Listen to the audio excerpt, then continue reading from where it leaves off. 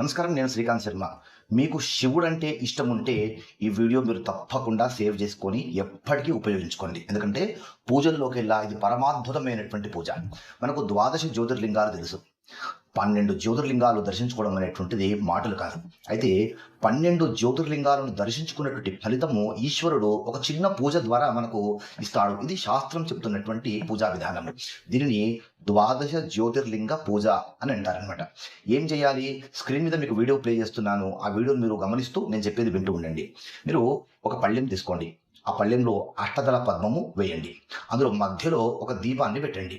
ఈ దీపంలో 12 వత్తులు ఒక చోటగా పెట్టి దీపాన్ని వెలిగించి దీపానికి అలంకరణ చేయండి. ఈ ద్వాదశ జ్యోతిర్లింగ పూజలో ధ్యానము సౌరాష్ట్రే శోభనాథంచ శ్రీశైలే మల్లికార్జునం అనేటువంటి ఈ ద్వాదశ జ్యోతిర్లింగ స్తోత్రం ఉంది కదా, ఈ స్తోత్రం చెప్పి ధ్యానం చెప్పాలి. ఇక ధ్యానం దగ్గర నుంచి మిగతా ఉపచారాలన్నీ కూడా మనము రెగ్యులర్గా చేసేటువంటి ఉపచారాలు లాగానే ఉంటాయి. ఆవాహనం, ఆసనం, పాద్యం, అర్ఘ్యం, ఆచమనం, స్నానం, వస్త్రం, గంధం, ఉపవీతం, పుష్పం, ధూపం, దీపం, నైవేద్యం, తాంబూలం, నీరాజనం, మంత్రపుష్పం, ప్రదక్షిణ, నమస్కారం. ఇవి అన్ని దీపారాధనకే చేసుకుంటూ వెళ్ళాలి.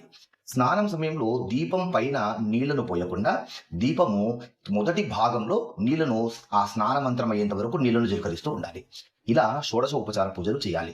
ఈ మధ్యలో అర్చన వస్తుంది కదా, పుష్పాలు పెట్టే సమయంలో, ఆ సమయంలో స్క్రీన్ మీద కనిపించేటువంటి ఆ నామాలనైనా చెప్పుకుంటూ, లేదా శ్రీ శోభనాథాయ నమఃశివాయ, శ్రీ శ్రీశైలనాథాయ నమఃశివాయ, శ్రీ కాలనాథాయ నమఃశివాయ, శ్రీ ఓంకారనాథాయ నమఃశివాయ, శ్రీ వైద్యనాథాయ నమఃశివాయ, శ్రీ భీమనాథాయ నమఃశివాయ, శ్రీ రామనాథాయ నమఃశివాయ, శ్రీ నాగనాథాయ నమఃశివాయ, శ్రీ విశ్వనాథాయ నమఃశివాయ, శ్రీ త్ర్యంబకనాథాయ నమఃశివాయ, శ్రీ కేదారనాథాయ నమఃశివాయ. ఈ 12 నామాలు చెప్పుకుంటూ 12 పుష్పాలు 12 మారేడు దళములు సమర్పించి ధూపదీప నైవేద్యములు పెట్టి పూజ ముగించుకోవాలి. ఇలా చేస్తే ద్వాదశ జ్యోతిర్లింగాలు దర్శించుకున్నటువంటి ఫలితాన్ని ఈశ్వరుడు ఇస్తాడు అని శాస్త్రం చెప్పినటువంటి విషయము. ఇది ఒక సందర్భంలో సామవేదం షణ్ముఖ శర్మ గారు ప్రవచనంలో చెప్పినటువంటి విషయం. ఇది ద్వాదశ జ్యోతిర్లింగ పూజా విధానం గురించి. ఇలా మీరు ఈ శ్రావణ మాసంలో చేయండి, కార్తీక మాసంలో కానీ, లేదా మీకు ఎప్పుడు కుదిరితే అప్పుడు ఖచ్చితంగా ఇలా చేయండి. ఇంటిల్లిపాది అందరూ కలిసి చేయండి. ఈ పూజా విధానం గురించి మీ బంధుమిత్రులకు కూడా తెలియజేయండి. అందరికీ ఈ పూజా విధానం గురించినటువంటి విషయం అవగాహన తెలియాలి. పూజల్లో పరమాద్భుతమైనటువంటి పూజ ఇది.